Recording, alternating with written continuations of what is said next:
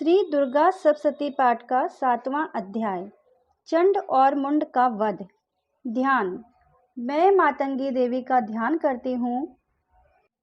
वे रत्नमय सिंहासन पर बैठकर पढ़ते हुए तोते का मधुर शब्द सुन रही हैं। उनके शरीर का वर्ण श्याम है।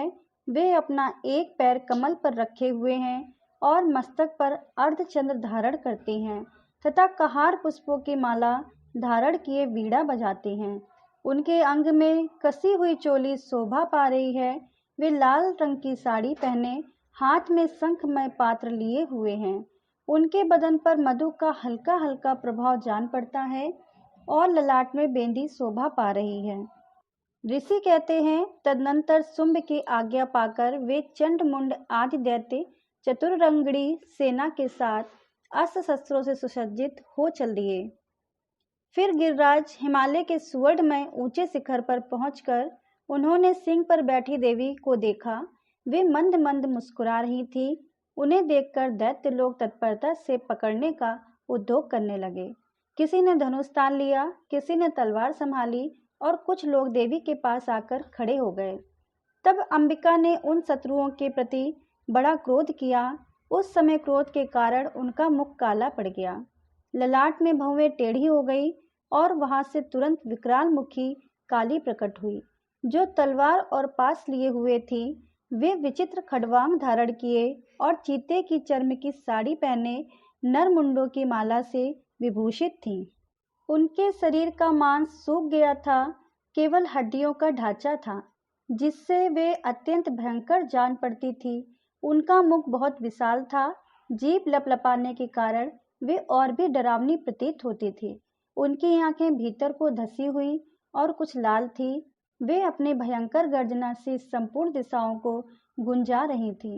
बड़े बड़े दैत्यों का वध करती हुई वे कालिका देवी बड़े वेग से दैत्यों की सेना पर टूट पड़ी और उन सबको भक्षण करने लगी।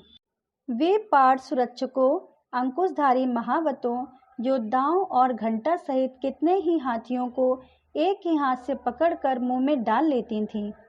इसी प्रकार घोड़े, रथ और सारथी के साथ रथी सैनिक को मुंह में डालकर वे उन्हें बड़े भयानक रूप से चबा डालते थे। किसी के बाल पकड़ लेती, किसी का गला दबा देती, किसी को पैरों से कुचल डालती और किसी को छाती के धक्के से गिराकर मार डालती थी। वे असुरों के छोड़े हुए बड़े बड़े अस्त्र शस्त्र मुंह से पकड़ लेती और रोष में भरकर उनको दांतों से पीस डालती थी। काली ने बलवान एवं दुरात्मा दैत्यों की वह सारी सेना रौंद डाली, खा डाली और कितनों को मार भगाया। कोई तलवार के घाट उतारे गए, कोई खड़ंगवान से पीटे गए और कितने ही असुर दांतों के अग्रभाग से कुचले जाकर मृत्यु को प्राप्त हुए। इस प्रकार देवी ने असुरों की उस सारी सेना को क्षण भर में मार गिराया। यह देख चंड उन अत्यंत भयानक काली देवी की ओर दौड़ा तथा महादैत्य मुंड ने भी अत्यंत भयंकर बाणों की वर्षा से तथा हजारों बाण चलाए हुए चक्रों से उन भयानक नेत्रों वाली देवी को आच्छादित कर दिया। वे अनेकों चक्र देवी के मुख में समाते हुए ऐसे जान पड़े मानो सूर्य के बहुतेरे मंडल बादलों के उदर में प्रवेश कर रहे हों।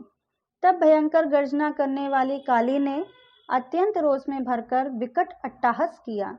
उस समय उनके विकराल वदन के भीतर कठिनता से देखे जा सकने वाले दांतों की प्रभा से वे अत्यंत उज्जवल दिखाई देती थी। देवी ने बहुत बड़ी तलवार ले हम का उच्चारण करके चंड पर धावा किया और उसके केस पकड़कर उसी तलवार से उसका मस्तक काट डाला। चंड को मारा गया देखकर मुंड भी देवी की ओर दौड़ा। तब देवी ने रोष में भरकर उसे भी तलवार से घायल करके धरती पर सुला दिया। महापराक्रमी चंड और मुंड को मारा गया देख मरने से बची हुई बाकी सेना भय से व्याकुल हो चारों ओर भाग गई। तदनंतर काली ने चंड का और मुंड का मस्तक हाथ में ले चंडिका के पास जाकर प्रचंड अट्टहास करते हुए कहा, देवी, मैंने चंड और मुंड नामक इन दो महापशुओं को तुम्हारी भेंट किया है। अब युद्ध यज्ञ में तुम शुंभ और निशुंभ का स्वयं ही वध करना। ऋषि कहते हैं, वहां लाए हुए उन चंड और मुंड नामक महादैत्यों को देखकर कल्याणमयी चंडी ने काली से मधुरवाणी में कहा, देवी, तुम चंड और मुंड को लेकर मेरे पास आई हो, इसलिए संसार में चामुंडा के नाम से तुम्हारी ख्याति होगी। बोलो चामुंडा माता की जय हो।